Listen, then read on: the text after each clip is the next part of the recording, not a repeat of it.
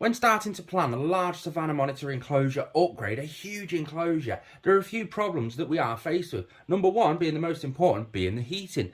If you've got an enclosure, this is the forward facing enclosure just here, this is a problem that we've seen happen very recently and it's opened our eyes to it all. So if you've got your heat source coming down here, the thermal gradient goes like that. So this whole area of the enclosure is actually at room temperature, which is not good. Not only that, but if you've got a vent just here in the back of the enclosure, your thermal imaging camera comes down, really drops there, and then comes back up to about there. And that's the temperature gradients throughout the enclosure. At Cheshire Reptile Rescue, we actually got access to play with an infrared camera showing us all the infrared lulls in the enclosures. That's not what we want to create inside a reptiles enclosure, let alone a Savannah monitor enclosure. So what do we need to achieve? What do we need to try and get? We need to try and get an enclosure that's going to be huge, a big 8-foot wide enclosure, and my drawings are really appalling. We need to have the heat source coming down here, and we need to have a heat gradient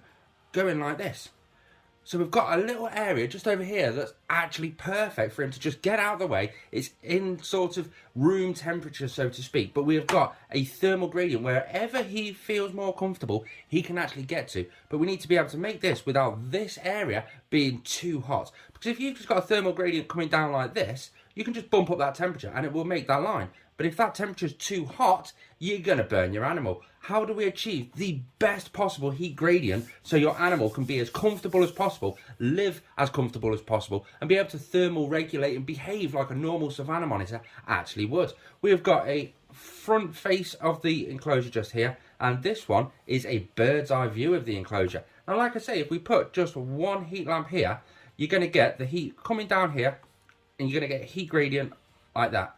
Well, that's not good enough. As we've just explained, there's too much dead space, too much room temperature space, and he can only thermal regulate here, so he will only have to move an inch to get to a different temperature. We want him to be able to physically move around. Fatty liver disease is a huge problem within Savannah monitors, and to avoid fatty liver disease, you've got to give him some exercise, enough space to exercise, and the correct diet. This is the way to do it. If you've just got, again, just that one lamp with that heat gradient, just one lamp there, you're heating up this area just here.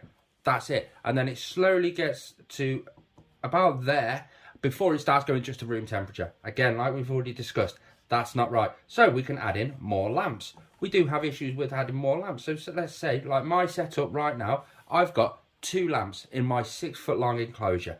Now, 2 lamps just like that, side to side, you're heating up this much area as a basking spot. That's absolutely perfect for a basking spot because the whole animal can physically bask under there, get his whole body under there. Really, when his head's under there, he knows he's under the heat. He knows he's digesting his food. If his head's just under one tiny little spot and his body isn't, he thinks he's digesting food when his body's actually not. So giving them the large enough basking area where they can actually physically bask, lay out, stretch out, absorb all that heat is absolutely perfect. Again, your thermal regulation comes down to just over halfway. Again, that's not what you're looking for. You want it to be a bit more vertical, but again, we can't add too much heat down here.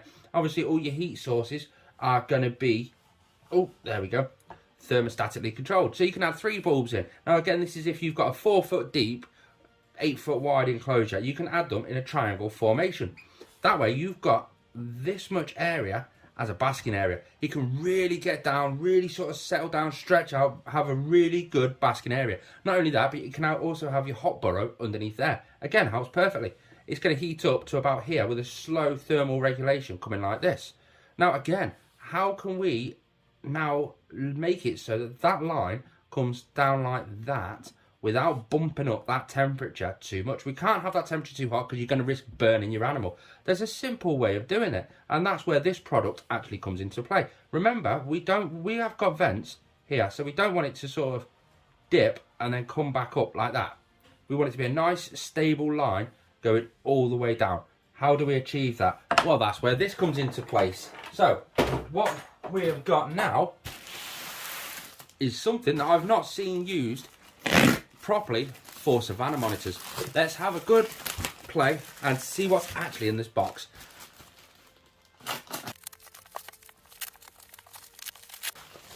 Boom! The Reptirad 80 watt. Now, let's get this open and show you what this is, and then I'll show you on the chart what I'm expecting this to actually do. Ooh. Now that's going to come in useful for some bioactive enclosures.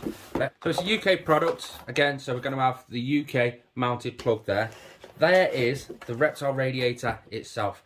Let's move this out of the way and show you it a little bit better off.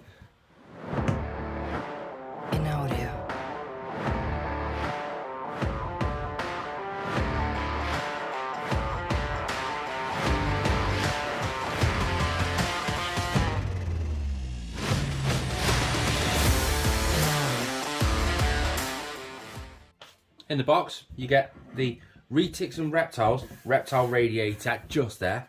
You get your full instruction manual, and you get the screws to actually fit this to wherever you're going to fit it. A lot of green tree python guys actually use this as a heat spot for their green tree python. They just secure it to the ceiling of the enclosure and let the heat come down, which is an older way of doing it. I've tried to debunk away from using this as a basking spot, and this company actually say this is designed for an ambient temperature within the enclosure rather than a basking spot. My plan with this is to drop this on the back wall of the enclosure. Obviously you can get guards to go over it as well. I'll leave all the links to this down in the description down below. It's very easy to install. You've got the screws, you've got the screw holes just there, and it just screws to the wall. You've got your plug, which you plug into your pulse proportional thermostat. It comes in a few different wattage, and there's more wattages due to come. Some really big beefy ones, some big 150 watt, right up to 400 watt Reptile radiators. There's the Retics and reptiles.co.uk. I'll leave them all linked in the description. So it's a fairly new product, recently designed by Retics and Reptiles. It's double insulated, which is something that a lot of Reptile radiators don't actually produce. The 80 watt pushes out, I think, around about 81, I don't know, it pushes out more wattage than it actually uses, which is quite fascinating really. Again, you rig it up to a pulse proportional thermostat, put the probe wherever you want the heat to be measured, and you can heat it up perfectly fine. This is powerful enough to operate a 6 foot wide by 2 foot deep by 2 foot tall enclosure to 30 degrees Celsius if a room temperature of 19 degrees. So if you've got this not hooked up to any sort of thermostat, we don't recommend doing that. You need to have a thermostat, but when they were testing it, that's what it would come up to. You can get an 8 foot wide, 2 foot deep, 2 foot tall enclosure to 30 degrees Celsius with a sort of general snake room air temperature. Again, as always, stick it on with a thermostat. I'm going to whack this on the back wall of the enclosure. Now, what do I hope to achieve using this? Well, back to the actual drawings. Again, your bird's eye one down here. We've got our 3 lamps just there. We're going to be using we're going to be using halogen lamps here, and then maybe an infrared heat projector by Prorep just there. And then we're going to have the Reptile radiator about here. Now, what's that going to do? Basically, we've got our 3 lamps coming down here. We've got the Reptile radiator there. Now, remember that lull we had with the actual vents in the back? We're hoping to get a heat gradient, just a solid heat gradient like that with area space over there. Now, we're not going to be fitting it in the middle of the enclosure. No, because if you fit it into the middle of the enclosure, your thermal gradient is going to go like that.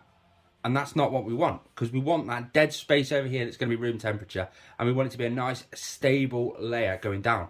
So we're going to fit it sort of there, so closer to the hot side, so that we have got that solid heat gradient going all the way down. With regards to the heat lamps themselves, there's many different ways you can use to actually heat the actual reptiles themselves. You can go for mercury vapor bulbs. Granted, that's a little bit of old technology, but that's currently what I use, and Hugo absolutely loves it. They're bulbs that provide UVA, UVB, infrared, all in one lamp just there. You can go for halogen lamps.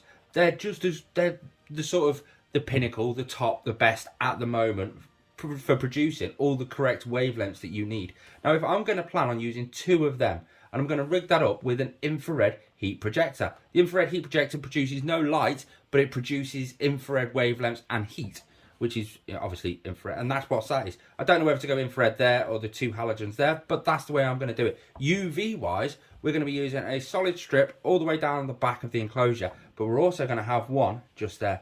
The more light we can get onto the basking area of this actual enclosure, replicates nature even closer, solely because in nature the hottest areas are the areas that have got the most light, the most UV, just everything pelting down there. That's how we're going to be doing our Savannah monitor enclosure. This Retics and Reptiles Reptile radiator is going to be linked all down in the description down below, and I can't wait to bring you a full in-depth review once I've tried it, got it hooked up and I'm going to use it perfectly.